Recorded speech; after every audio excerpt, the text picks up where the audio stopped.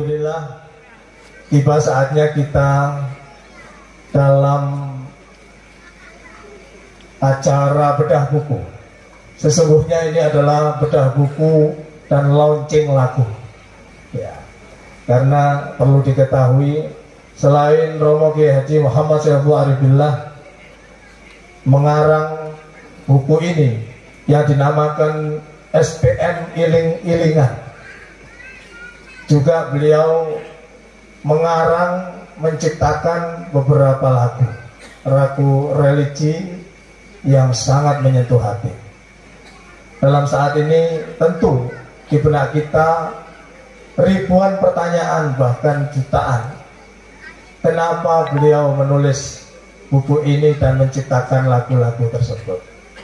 Maka izinkan kami memimpin bedah buku ini mengundang dengan hormat Romo Kiai Haji Muhammad Syaiful Arifillah, Mbah Profesor Dr. Kiai Haji Imam Suprayogo, dan Bapak Haji Muhammad Soleh Sarjana Hukum untuk bergabung bersama kami di atas panggung.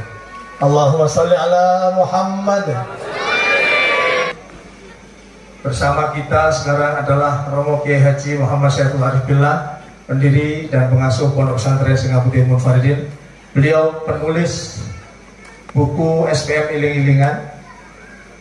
Juga bersama kita adalah Mbah Profesor Dr. Kiai Haji Imam Suprayogo selaku penasihat pendidikan MTSMA Unggulan Singaputi, dan juga wakil pengasuh kita, semoga selalu sehat, Bapak Haji Muhammad Soleh Sarjana Hukum, yang akan memberikan pendapatnya tentang buku-buku yang akan dikarang oleh Romo Kiai Haji Muhammad Syaiful Arifillah.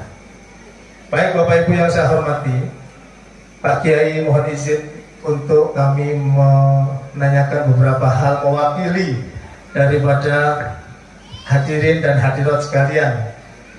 Barangkali bisa kami sampaikan prediksi pertanyaan yang akan muncul di dalam acara bedah buku ini. Yang pertama, kami ingin bertanya kepada Romo Kiai, apa tujuan Romo Kiai menulis buku Iling-Ilingan ini, Romo Kiai? Assalamualaikum warahmatullahi wabarakatuh. Ma'asyiral hadirin rahimakumullah.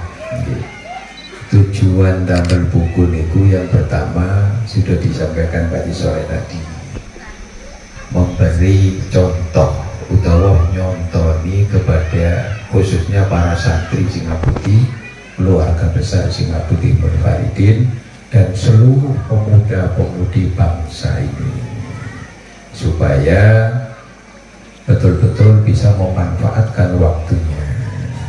Karena kalau kita bukan anaknya orang besar, kalau kita bukan anaknya raja, pemikiran dan ide-idemu tulislah di sebuah buku, berkaryalah, berkarya tulis supaya bisa dikenal oleh dunia. Yang kedua, supaya pemikiran dan ide-ide itu tidak bisa hilang, ya, nanti anak cucunya bisa menikmatinya. Terus kenapa kok judulnya ini Iling-Ilingan, Romo Kiai? Bukan dawuh atau pitutur Kiai begitu? Menawi pitutur, kalau pitutur itu selain nucuri. Ini awalnya kan dawuh. Awalnya dawuh Kiai. Nah, lalu kemudian semuanya ini kan hasil dari zikir, memuji kepada Allah, sehingga ini dipindah judulnya Iling-Ilingan, saling mengingatkan. Ini sebetulnya menjalankan, mempraktekkan dawai Allah, innal insana lafi khusrin illal ladzina amanu wa amilus sholihati wa tawasaw bil haqqi wa tawasaw bis sabri. Nah, iling-ilingan ini saling mengingatkan ini supaya lebih enak. Sing kelingno wong jenenge iling-ilingan. Yang jelas agar supaya kita bisa terus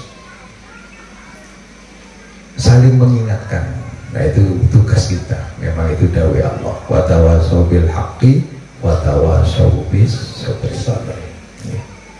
Baik, sekarang kami ingin bertanya kepada Pak Profesor. Pak Profesor tentu sering sekali menerima quote-quote yang ditulis oleh Romo Kiai ini, bahkan mungkin setiap hari gitu, Pak. Nah itu bagaimana pendapat Pak Profesor tentang quote yang ditulis oleh Romo Kiai ini? Nah, tentang apakah ini relate dengan kehidupan saat ini dan yang akan datang atau seperti apa, Pak? Mohon jawaban Pak Profesor. Assalamualaikum warahmatullahi wabarakatuh. Warahmatullahi wabarakatuh. Yang saya hormati Kiai, Pak Soleh, para alim ulama, ya, para nyai semuanya yang berbahagia. Saya ingin menjawab pertanyaan yang berat. Di belakang, di kiri saya ini ada penulisnya, ya. Nanti kalau salah kan namanya keliru aja. Pasti keliru.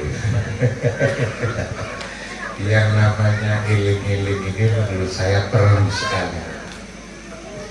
Kenapa perlu? Karena tidak saja yang muda yang suka lupa, yang tua-tua pun juga lupa.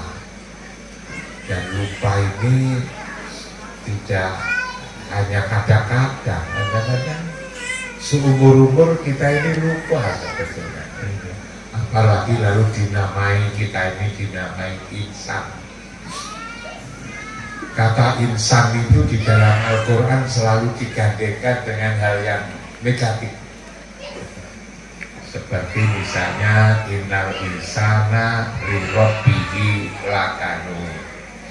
Manusia itu kepada Tuhannya satu itu ikat.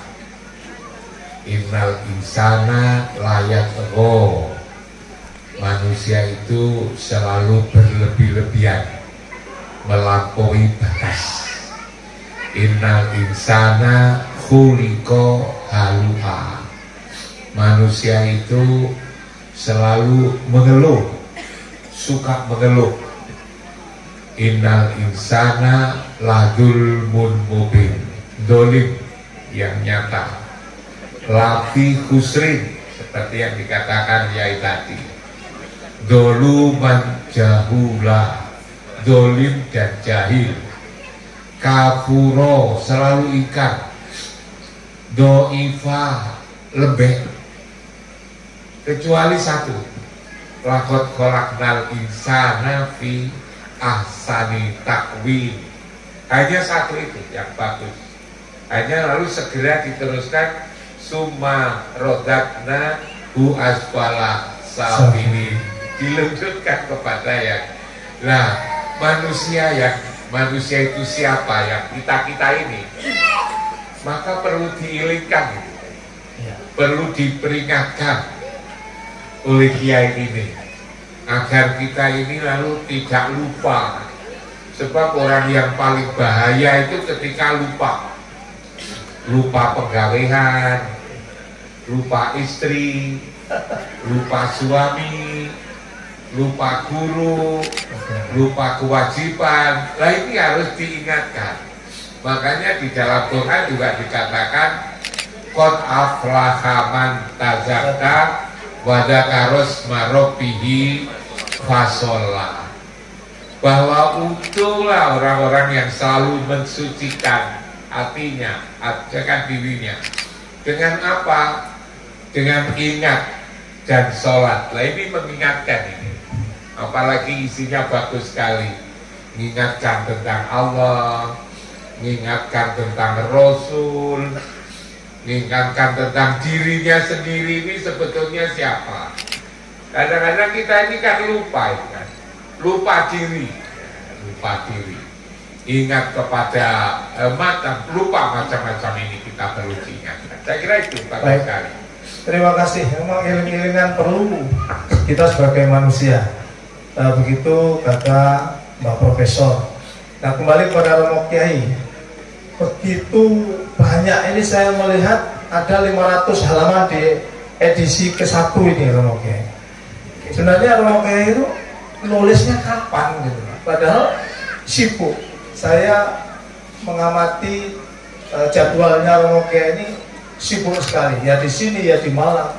Kok sempat-sempatnya menulis quote-quote seperti ini Romo Kiai? Ma'asyiral hadirin rahimakumullah. Kebanyakan di waktu malam. Tadi saya sampaikan kut-kut kula ini hasil dari zikir sebetulnya, sehingga muncul pemikiran-pemikiran, ide-ide. Gitu.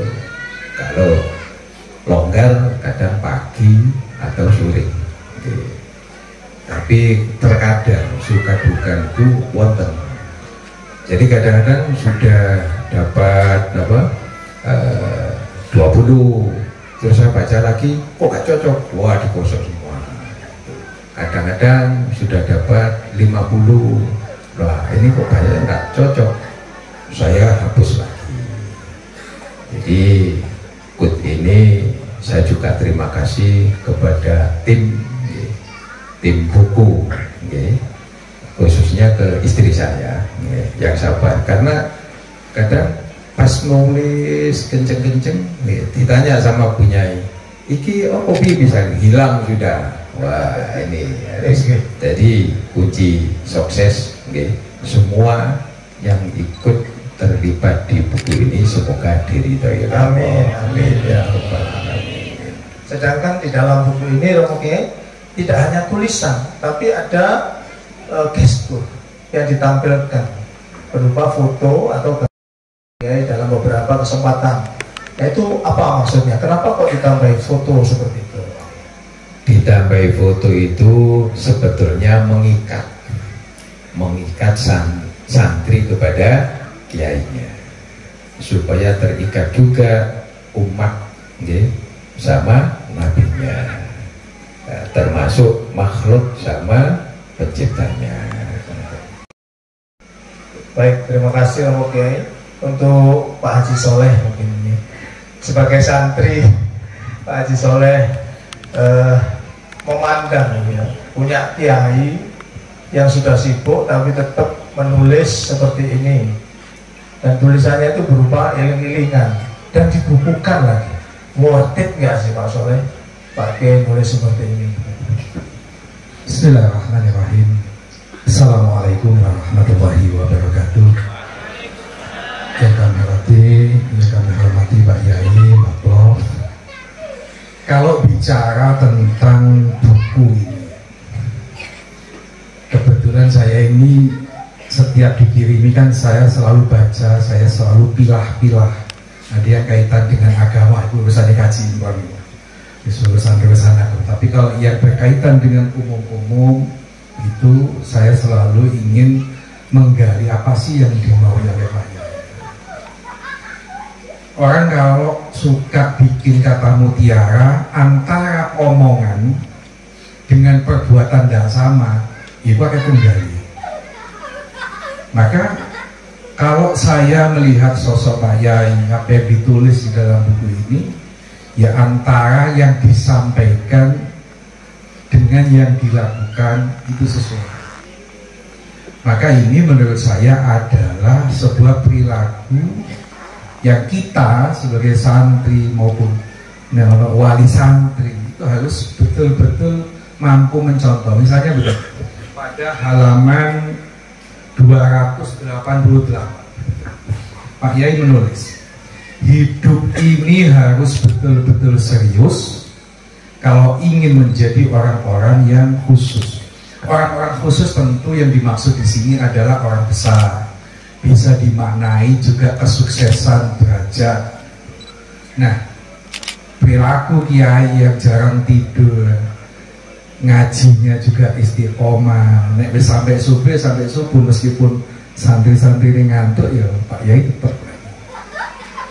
Ini kan memberikan bukan petua ya, cambuk kepada santri. Ya memang kudu serius loh ini. Kalau hidup ini tidak serius, tidak mungkin bisa sukses. kesuksesan itu adalah milik mereka-mereka yang serius. Apa serius? Yang mampu memanfaatkan waktu. Nah, disinilah menurut saya riwayat ini Pak Yai misalkan Prigen, Malang, terus kalau mandeke. Tapi di sisi yang lain, ya ngurusi santri, ngurusi sekolahan, ya bikin quote atau kata mutiara. Ini menunjukkan betapa waktunya itu dimanfaatkan dengan baik. Dan sampai saya kebetulan Pak Fatori ini kan lebih dari 20 tahun ya ngaji di pesantren ini, riwari ini. Ya saya masih mengamati terus bahwa guru saya ini istiqomahnya masih dipegang.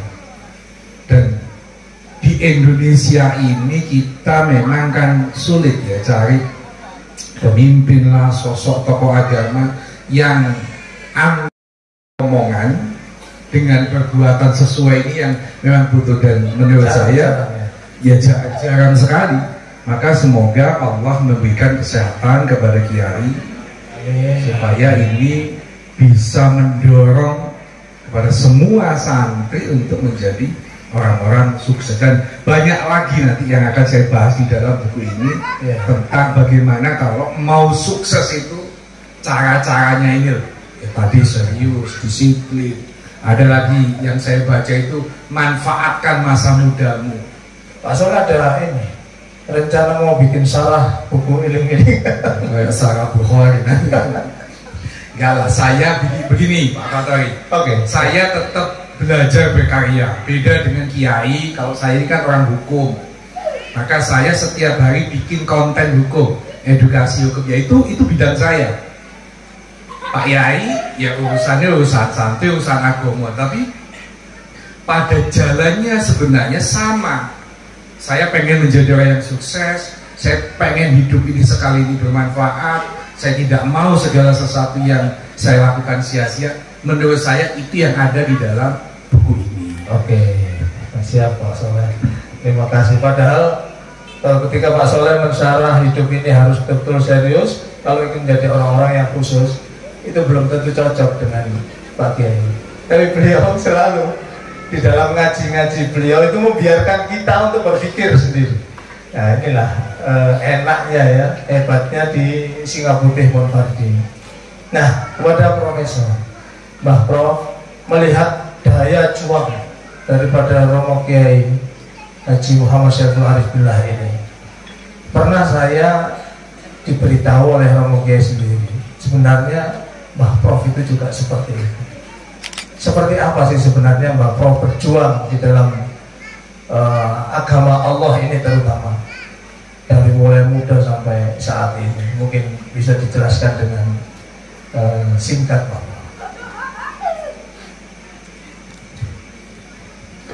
Saya ini nyenangi Kiai karena ada kesamaan ya. Sejak kecil berjuang untuk di dunia pendidikan. Kebetulan ini mau niru Bapak.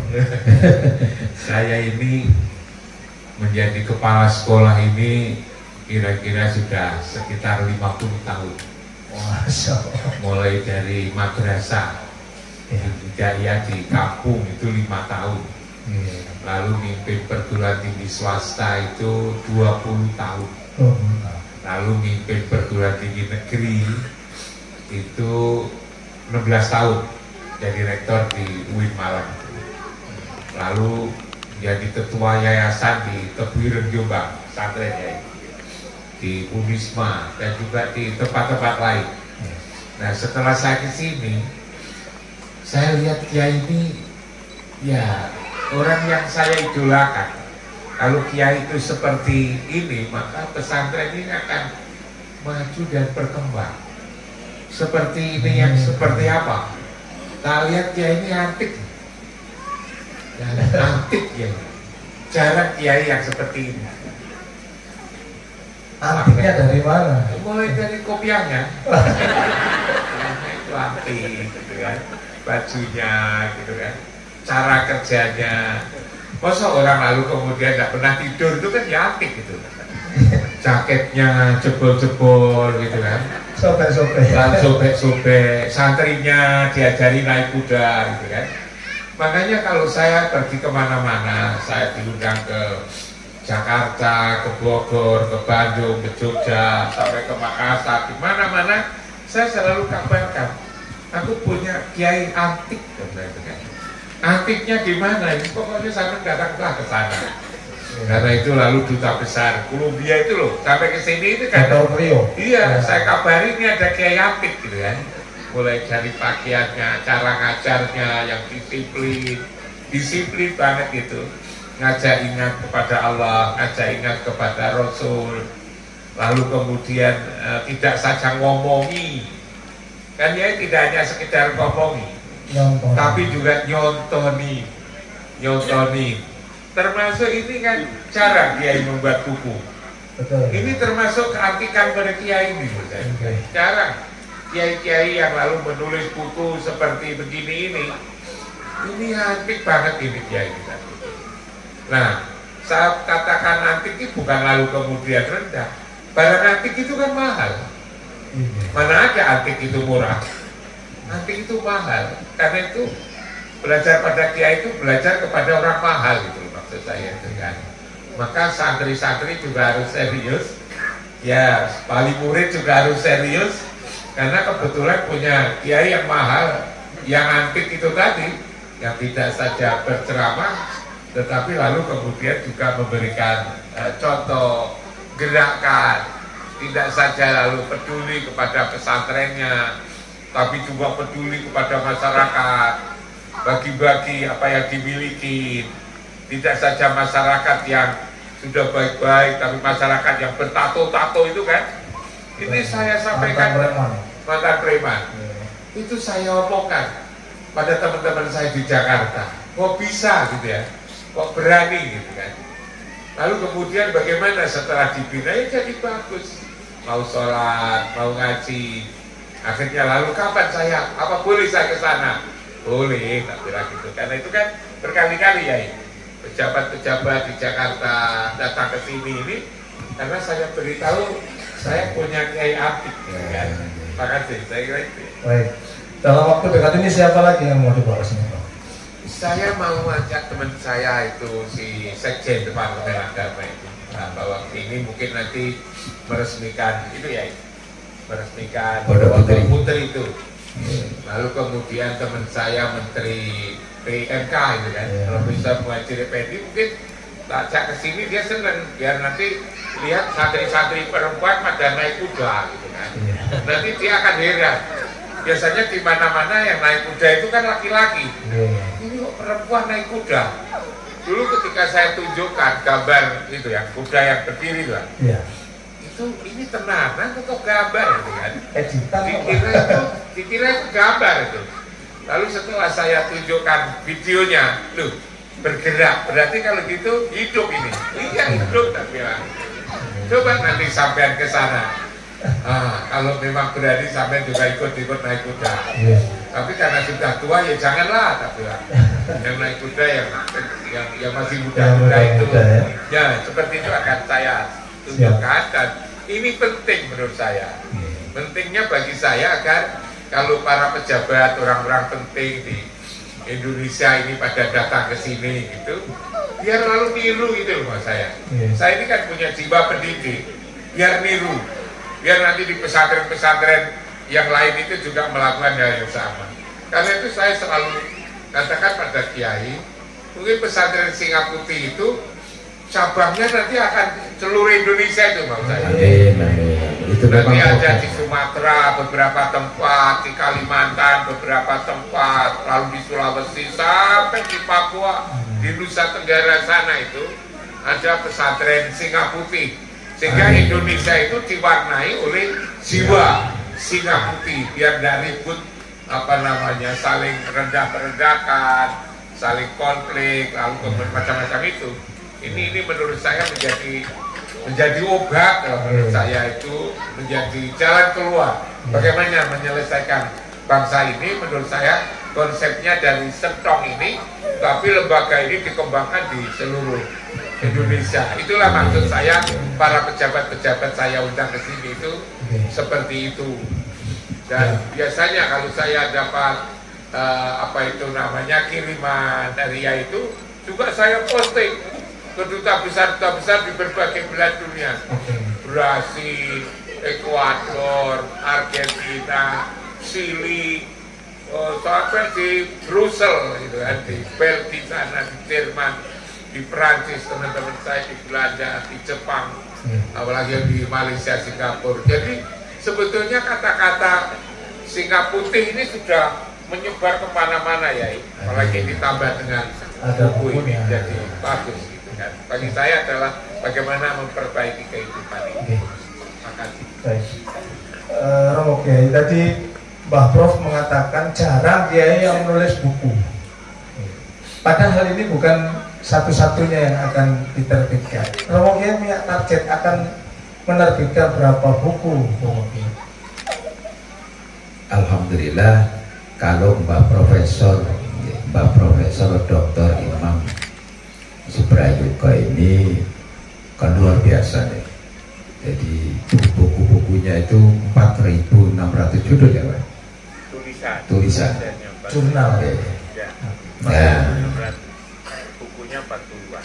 ini rencana buku ini diawali ya, yang ke-1 ini nyampe 41. Kalau Mbak Prof aja segitu banyak, kenapa kita tidak punya semangat? Jadi nanti sampai 41 buku ini diawali. Yang pertama, mohon doanya semoga diridhoi Allah. Amin. Tanpa ridho Allah manusia takkan bisa apa-apa. Semoga selalu ansal pertolongan dari Allah Subhanahu wa Ta'ala. Dan punyai semoga sabar. Karena kadang-kadang waktu nulis belum ditakoni lah kabeh. Nah, bagi para penceramah sebenarnya ini sangat menguntungkan Pak Kiai. Saya banyak yang materi-materi sebenarnya satu quote tapi bisa dijelaskan panjang lebar. Nah ini saya ingin mengutip Romo Kiai, mungkin bisa disampaikan maksudnya nih. Hati-hati dengan titipan Allah berupa derajat, pangkat, karir yang kamu terima. Jika tidak bisa menjaga dan merawat, akan hilang musnah. Nah, ini maksudnya seperti apa? Ini sudah kita lihat bersama. Kalau Allah menitipkan derajat apapun, ini harus selalu bersyukur. Jika sombong, hilang kita. Kenapa hilang? Karena Allah tidak suka dengan orang-orang yang sombong. Dan memang buku ini nanti semua santri harus punya, harus nih. Kebetulan wali santri hadir ya, semuanya harus punya. Dan ini nanti dihafal oleh para santri Pak, dihafal nanti di lomba Bapak ini. Karena ini termasuk membuat bekalnya para santri untuk menghadapi zamannya supaya tidak kebingungan. Terus? Baik, selain buku ada beberapa lagu yang akan di-launching malam hari ini. Jadi kebetulan 3 lagu itu nanti akan disampaikan oleh para santri. Kenapa media lagu yang dipilih? Kenapa kok nggak ceramah saja Pak Kiai? Kalau ceramah kan sudah banyak. Lah santri Singapura harus berbeda, karena santri Singapura harapan saya itu bisa mengisi setiap negara di dunia ini, supaya dakwanya itu berbeda Pak, berbeda dengan yang lainnya. Lalu kemudian untuk menghadapi anak-anak muda itu kan ya tidak semuanya senang drama. Jadi di Singapura maksud saya membuat ruang sendiri. Kalau para kiai-kiai, para ulama-ulama sudah banyak yang membuat kitab, ya, nah kita ambil cara sendiri. Nah ternyata ada yang sama nih Pak, sama bukunya Imam Syafi'i ya. Nah cuman berbeda. Mungkin kalau beliaunya itu hasil dari pure pemikiran. Kalau saya nulis ini hasil dari zikir taqarrubillah. Makanya zikir dulu, lalu kemudian itu yang diamati dan ditulis. Baik, Romo Kiai. Nah, untuk 3 lagu yang akan dilonceng ini, Romo Kiai, pertama Singa Putih Menembus Mustawa, yang kedua Menggenggam Cita-Cita, dan Singa Putih Harga Mati. Barangkali bisa dijelaskan sekilas tentang tema lagu-lagu tersebut, Romo Kiai. Lagu ini nanti saya menciptakan lagu, kalau buku ini muncul satu, lagu satu banyak saya. Jadi nanti saya menciptakan lagu itu 41. Ya, mohon doanya kalau bukunya keluar, nah, ini lagunya keluar. Dan lagu itu memang semuanya, ini cara saya, khas Singa Putih. Cara saya agar supaya anak-anak ini bisa di lagu itu bisa memasukkan dalam hatinya, karena cita-cita berjuang Singa Putih ini mengawal para santri, semoga Allah memberi kesempatan menjadi pemimpin dunia, ulama dunia, konglomerat dunia. Lah itu tidak harus mateng kitabnya saja, lah kadang-kadang juga bertentangan dengan budaya-budaya. Nah, Singa Putih kepingin masuk ke semuanya. Nah, yang namanya santri itu misalnya contoh orang tua kepingin anaknya jadi ustaz. Loh, ternyata anak ini bakatnya dikasih Allah bakat tidak jadi ustaz. Ya. Beralah malah musisi. Nah, apapun bakat kita yang diberikan Allah kepada kita, ya, kita harus betul-betul bisa memanfaatkan demi agama Allah. Jadi apapun, sering kalau sampaikan, jadi apapun kamu utamakan agama Allah. Jadi supaya bisa masuk ke seluruh ruang, kalau saya katakan. Pendapat Pak Soleh tentang lagu, Pak Soleh.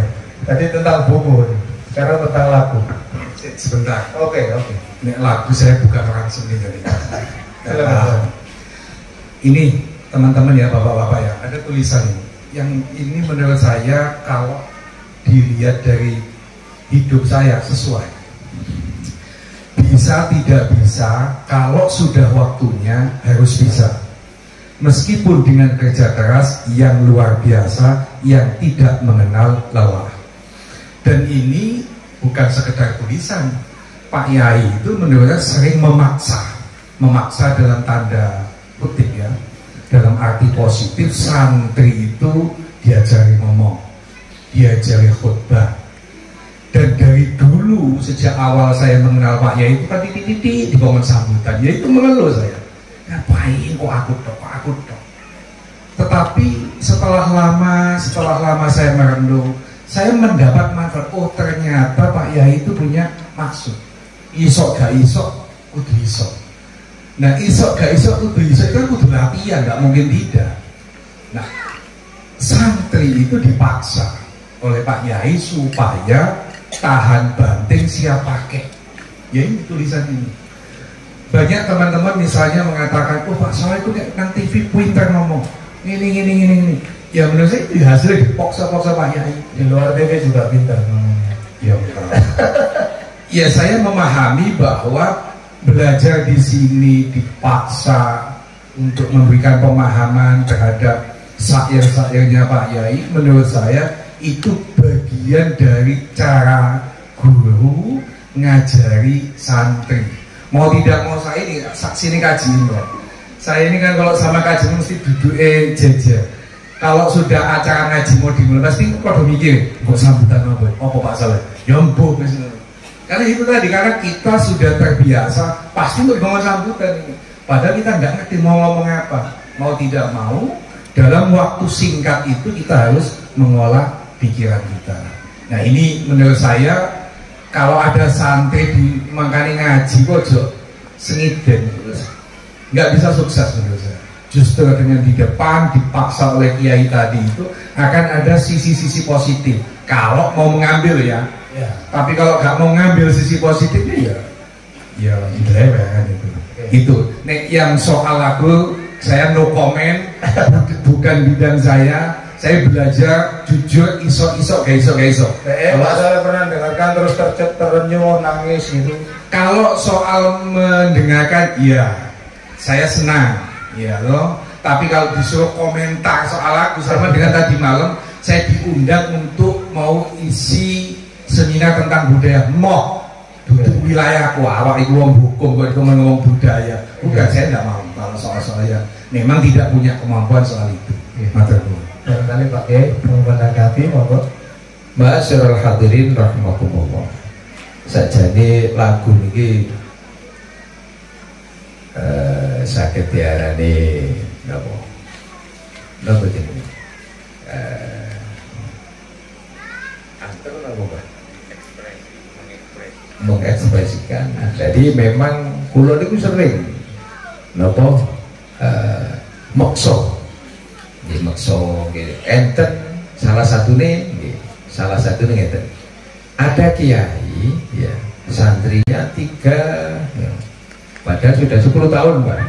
Sudah 10 tahun. Kula niki ya Saiful. Mono apa mboten jodoh dadi kiai. Sajange ngoten. Kajenge bangun nggih, kula niki pas-pasan nggih. Lah kepingin santri kada, kula pun wiritan sembarang kade. Tapi kok ngentek telu santri kula. Nggih nek situ boyo ganti maneh. Lah paling pol gangsal. Lah terus saat ini sing dibutuhkan apa iki? Nih, kula niki kepingin bangun, tapi mboten kada yoto. Tanah gak ada, nggih. Menawi tanah nggak ada, wis bismillah bangun sama mojo ya berarti 70.000. Loh, betul nggak ada nyoto. Wis tak, sama pasaran Gusti Allah.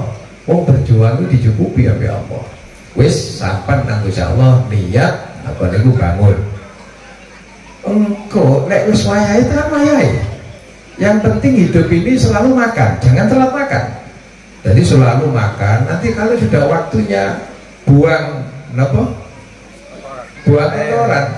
Kalau misalnya jenengan boten purun, nggak bisa, pasti sakit.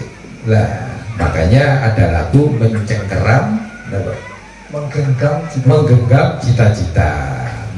cita-cita. Nah, ini kan kata juga, napa enten sing lagu dereng dados kan ya. Ya, teng musisi Malang niku nggih kula paringi niku napa dereng rampung tenggene napa renjange apa Najib. Nduk ya Pak Najib. Betul. Oh, nggih. Kan pun kula kirimi lagu to. Kula kirimi syair-syair ya. Apa Najib? Dereng dados. Nah, dados memang memaksa anak-anak ini hidup ini cuma sekali. Kalau jadi santri Singapura itu pokoknya harus sukses. Kalau misalnya dari sukses Pak Yai, yakinilah kegagalan itu awal dari kesuksesan. Oke. Dan itu belum membaca diri kula sendiri. Jangan pernah santri Singapura karena dilahirkan keluarga yang pas-pasan, lalu kemudian tidak punya cita-cita. Harus hidup ini harus punya cita-cita yang tinggi. Setelah itu ya terserah Gusti Allah. Dari dulu pulau bangun juga enggak. Maksudnya ada duit Pak Joko. Makanya pejabat-pejabat itu loh, bangun Pak Yai, dananya saya ngikuti, ya toko Gusti Allah. Jadi itu tauhid itu penting. Sukses, kecepatan sukses itu dari kekuatan tauhid.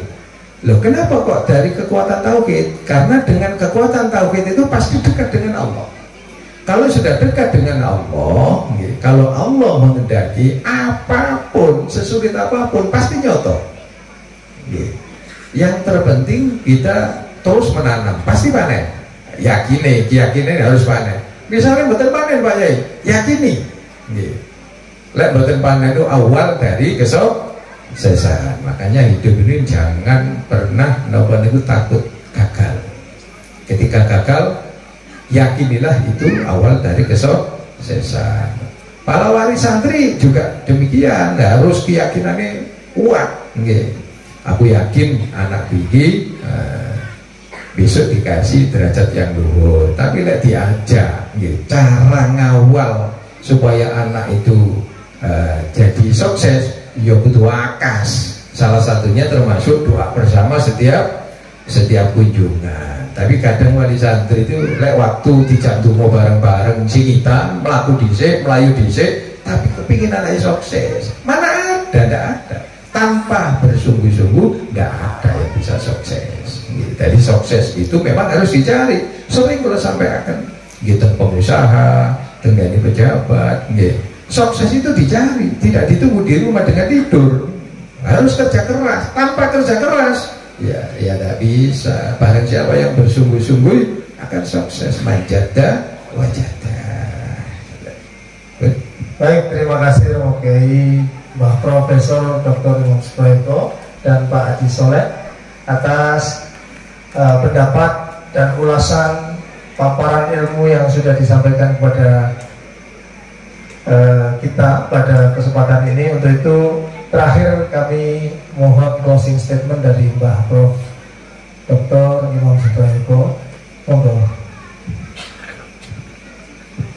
Yai Pak Soleh, udah bapak-bapak sekalian. Saya tadi kan belum disuruh komentar tentang Lagu. Oke, monggo lagu bisa. Lupa. Begini, jadi itulah kekhasan pesantren, kekhasan kiai. Kiai itu kalau mendidik, yang disasar ya, itu bukan otak sebetulnya, tapi hati. Hati itulah sebetulnya di dalam hati yang paling dalam itu ada yang disebut dengan rasa. Ada rasa, ada nikmat yang bisa menikmati, yang bisa merasakan. Itu yang ada di dalam hati itu. Nah, kiai, para kiai, Romo Kiai Syekhul Arifillah ini ngerti tentang menungso sebetulnya. Yang dituju, yang disasar bukan otaknya, tapi adalah yang punya otak. Pendidikan pada umumnya itu kan hanya mengembangkan otak. Padahal otak itu sebetulnya hanya pembantu. Sama dengan telinga. Telinga itu adalah alat. Alatnya yang punya telinga untuk dengar. Mata itu sebetulnya adalah alat. Alatnya yang punya mata, yang ada di dalam hati ini. Yang itu rasa itu. Yang itu nikmat itu. Untuk melihat. Tangan kita ini alat. Nah, pendidikan di mana-mana itu yang dikembangkan itu alatnya, pembantunya, bukan pemilik rumah.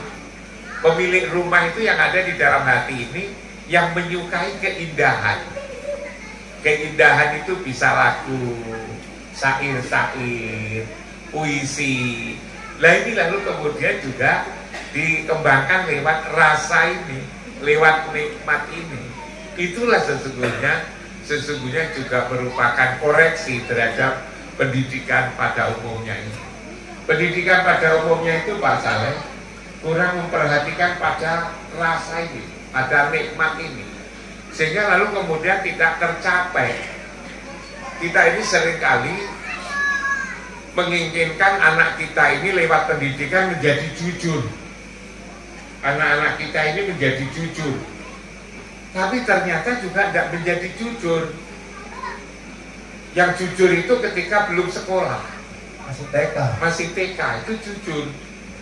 Tapi ketika sudah S2, S3 itu malah nggak jujur. Saya seringkali tanya kepada para guru, coba dibandingkan anak TK sama anak SD itu nakal mana? Katanya nakal SD. Dibanding SMP, ya nakal SMP. Dibanding SMA, ya nakal SMA. Sehingga sekolah-sekolah itu lalu kemudian memproduk, menjadikan orang yang semula tidak nakal menjadi nakal. Kenapa? Karena salah didik.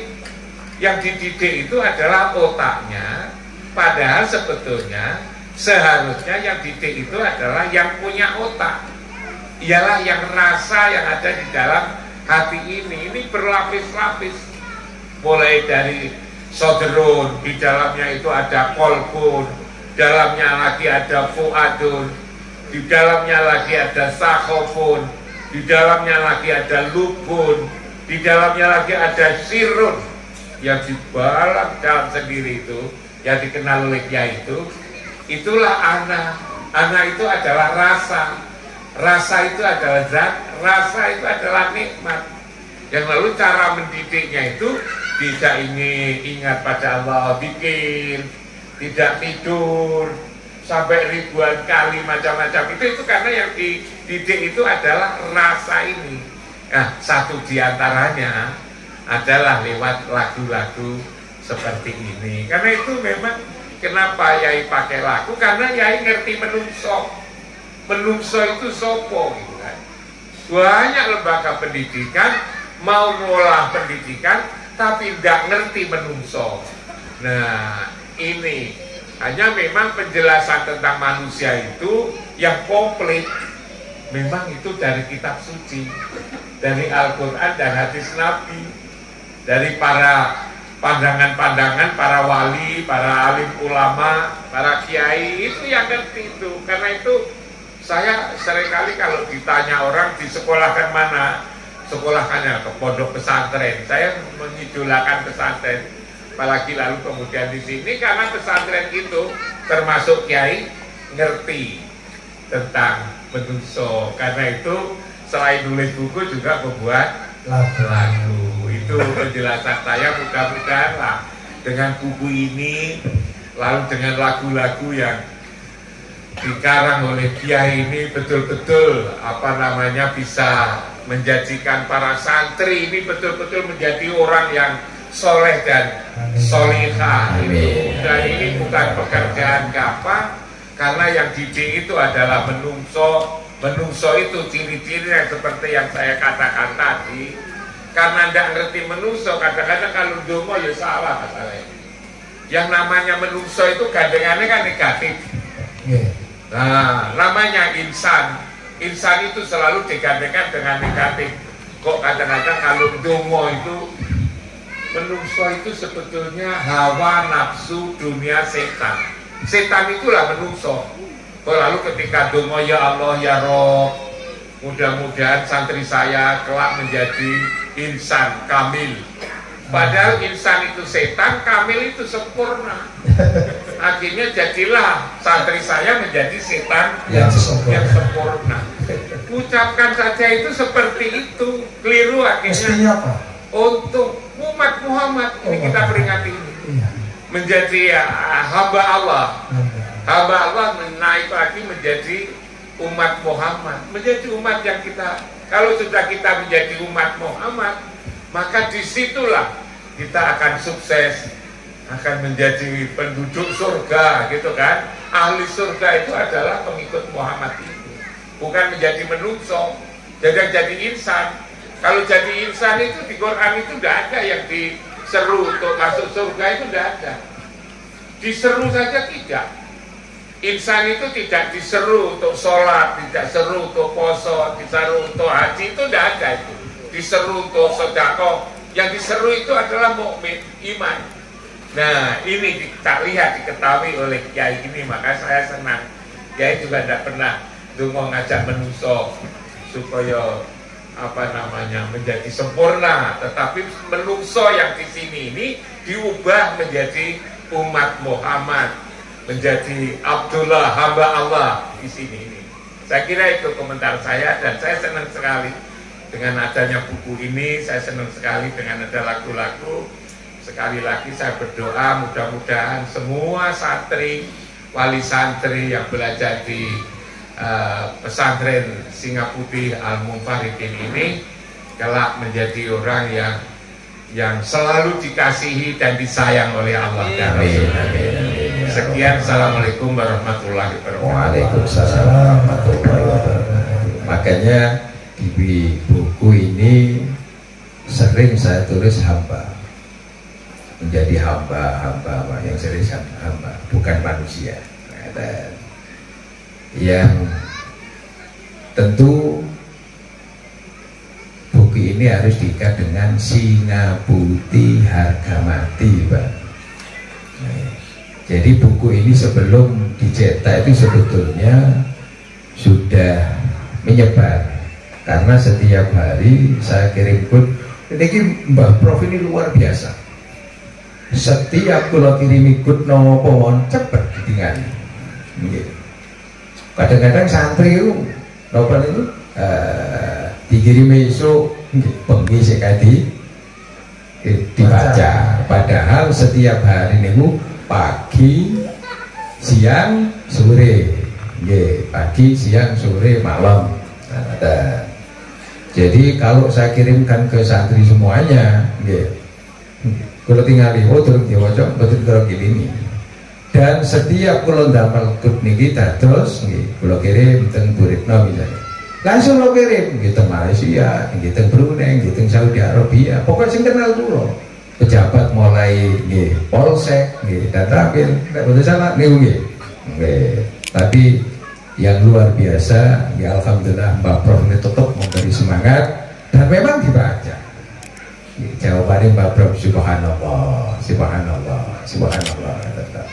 Nah dengan kut ini sebetulnya belum jadi buku, saya selalu silaturahim kepada sing kula kirimi kut, kadang sehari 3 kali, 4 kali kula kirimi kut. Nah, itu bentuk silaturahim. Kenapa enten fotone kita karali, oh iki sing ngene iki itu kaya Saiful. Tadi menguatkan ikatan batin, ya supaya ketika kita berdoa, ketika kula donga kersane milih nang sedoyo sing kula kirim ikut niku. Makanya jadi si santri sing abudi nggih derene Pak Soleh, wah oleh didik 24 jam, kadang-kadang kan jam 3 Bang ya, nggih kula ngitung. Nah itu memang punya cara sendiri. Jadi malam kalau kentut terus mboten dijawab, oh pasti tidur. Jadi sing bagian apa tadi ngedit. Ini kita masuk Pak Fatori, tapi Pak Fatori harus lebih semangat lagi karena targetnya 41 buku. Muka-muka Gusti Allah paling ridho, selalu asal pitulunge Allah lan buku niki bermanfaat. Jadi kanten saged mengingatkan mulai pejabat, mulai kecamatan sampai pusat, kadang yang di PRRI, di Kemenang Pusat selalu belum itu termasuk di provinsi ya. Nah, ini nggak sakit kalau sampai akan. Baik, semoga apa yang kita diskusikan malam hari ini bermanfaat dan diridhoi oleh Allah.